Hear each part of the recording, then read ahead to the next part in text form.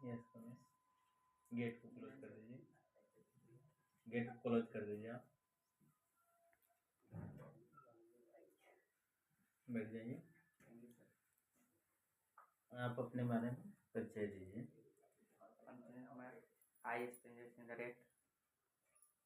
I'm from Delhi. I love reading. I want to be doctor.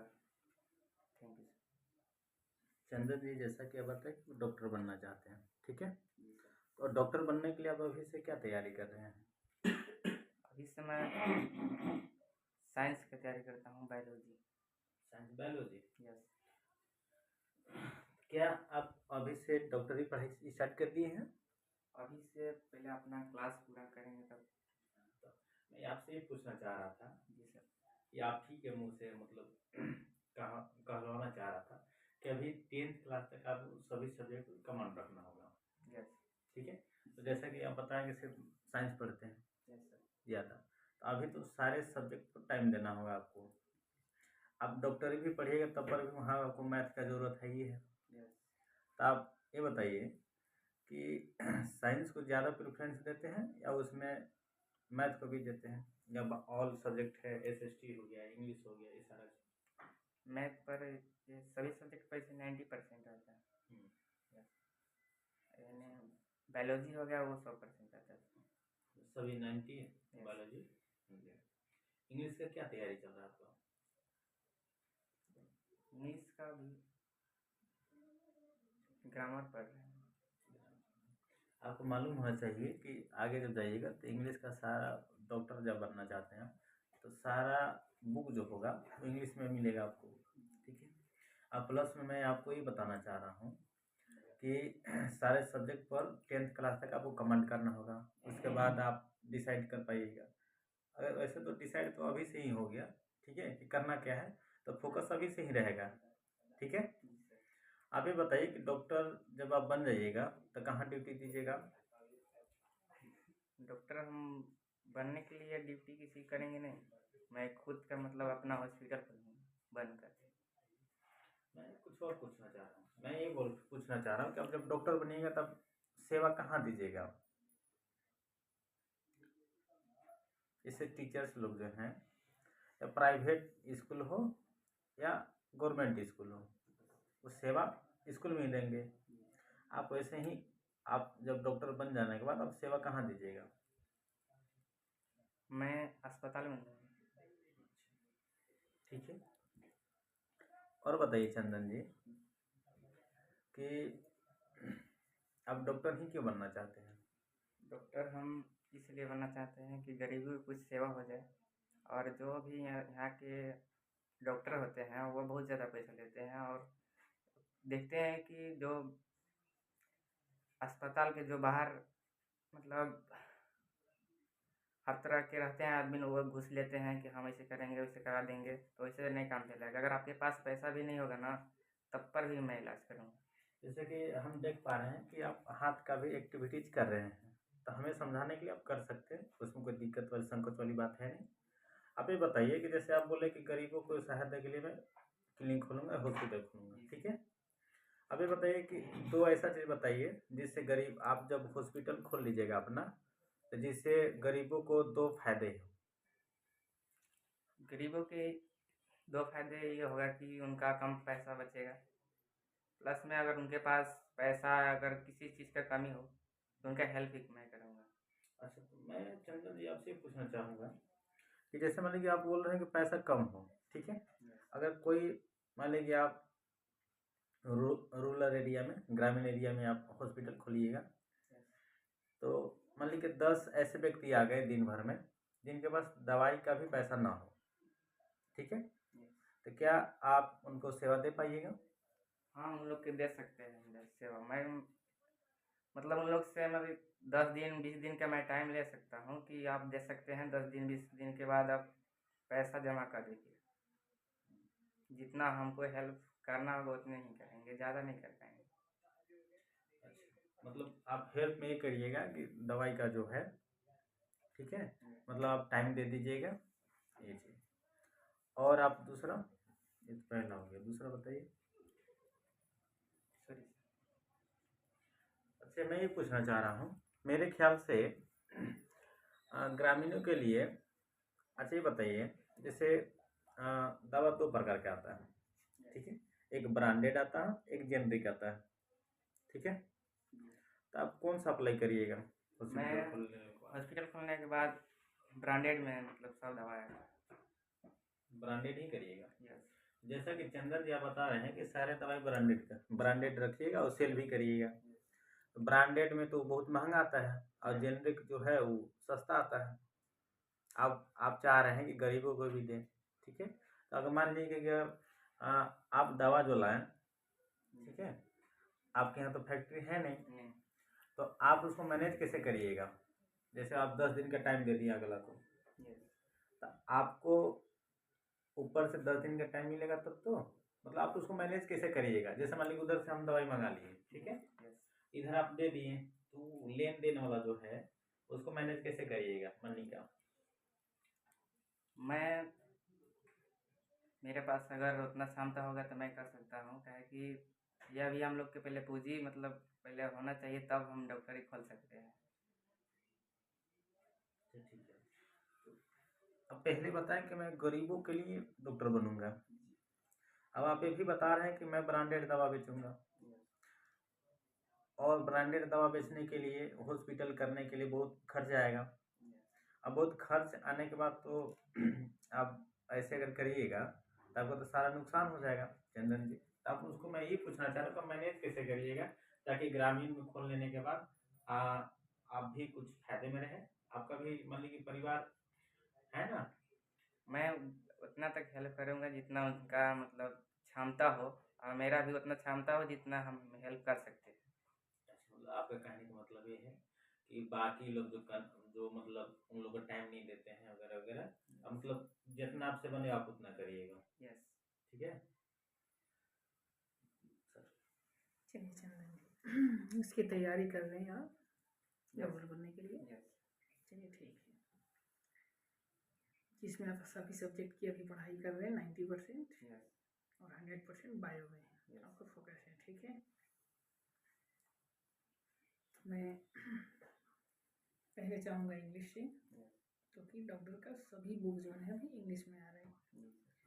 तो आप मुझे बता दीजिए इंग्लिश में कि पार्ट्स ऑफ स्पीच क्या है? What is parts of speech? Parts of speech is qualification of word, जो कि वो पार्ट्स ऑफ स्पीच 8 भागों में बांटा गया है। मैं संतुष्ट हूँ इससे। और आप बोले कि parts of speech is a qualification of word. What is the meaning of qualification? Qualification मतलब होता है कि उसका भाग क्या है। Not a qualification, this is a classification. ठीक है, अब मैं ये चाह रहा हूँ आपसे, क्लास 8 में है, डॉक्टर बनने के लिए अभी जो है हमारे यहाँ कंट्री में कौन सी एग्ज़ाम को फाइट करना पड़ता है जिससे एक अच्छा कॉलेज में एडमिशन हो जाए और डॉक्टरी का जो पढ़ाई का बहुत ज़्यादा खर्च जो लगता है वो खर्च आसान होकर के मतलब ईजी बन जाए, वो कम के पैसे में पढ़ सकते हैं। वो नीट के एग्ज़ाम निकलना पड़ता है। नीट का एग्ज़ाम कब लिख सकते हैं हम? मैट्रिक के बाद लिख सकते हैं। मैट्रिक के बाद नीट का एग्ज़ाम लिख सकते हैं? यस। नहीं, चलिए ठीक है। चलिए चंदन जी, आप डॉक्टर बनना चाह रहे हैं, चलिए अच्छी बात है, आप गरीबों के लिए मदद करना चाह रहे हैं। तो मैं चाहूँगा कुछ हिंदी में पूछने के लिए। क्या आप वो वर्ण जानते हैं? वर्ण को बता सकते हैं, वर्ण क्या है?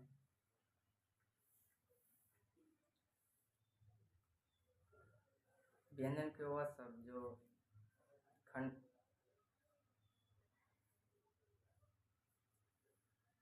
चलिए कोई बात नहीं। क्या आप बता सकते हैं व्यंजन जो वर्ण जो होते हैं कितने भेद में होते हैं, कितने प्रकार के होते हैं? वर्ण 2, स्वर वर्ण, व्यंजन वर्ण। क्या आप स्वर बता सकते हैं, स्वर क्या होते हैं? स्वर जो है वो अपनी सहायता से उच्चारण होती है। उसे हम स्वर कहते हैं। क्या आप बता सकते हैं कि स्वर कितने प्रकार के होते हैं? सॉरी। ठीक है, कोई बात नहीं, थैंक यू। चंदन जी, आप डॉक्टर बनना चाह रहे हैं और आप बायोलॉजी में बहुत ज़्यादा स्टडी भी रख रहे हैं,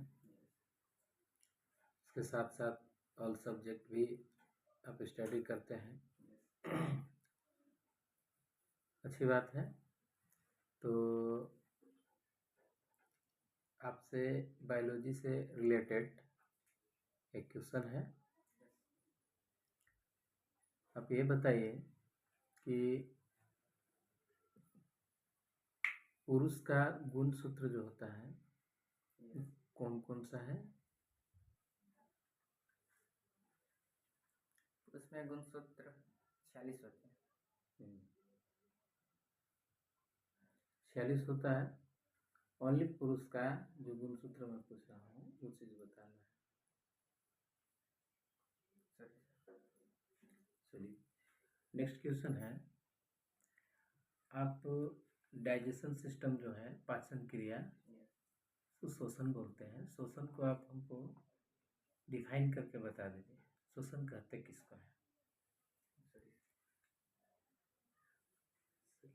नेक्स्ट और एक क्वेश्चन है, आप साइंस को परिभाषित करना है, साइंस कहते किसको है? साइंस सर उसे कहते हैं जो हर एक एक्टिविटी को मतलब खोज करता है, उसे हम साइंस कहते हैं। साइंस 3 प्रकार के होते हैं, biology, chemistry, sociology. Biology, chemistry और सोशियोलॉजी। गलत बोल रहे हैं। चलिए ठीक है, स्टॉप करें। चलिए चंदन जी, आपका इंटरव्यू समाप्त हुआ। अब आप जो जो सही किए हैं उसको सुनेंगे, क्या क्या गलतियाँ हुई हैं आप इस चीज़ को सुनेंगे। आपका एंट्री ठीक ठाक था।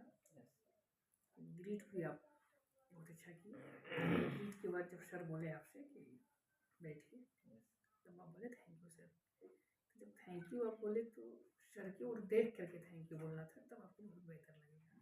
ठीक है, जो भी सर आपको बोले बैठिए, तो सर की ओर एक बार देख लेंगे, उसके बाद तब बोलेंगे थैंक यू, तब फिर उसके बाद बैठेंगे। आपका सीटिंग भी ठीक ठाक है, यूनिफॉर्म भी ठीक ठाक है, बस थोड़ा सा आइडेंटिटी कार्ड शायद दिख नहीं रहे, वो आपका टाई के ऊपर रहता तो ज़्यादा शानदार रहता।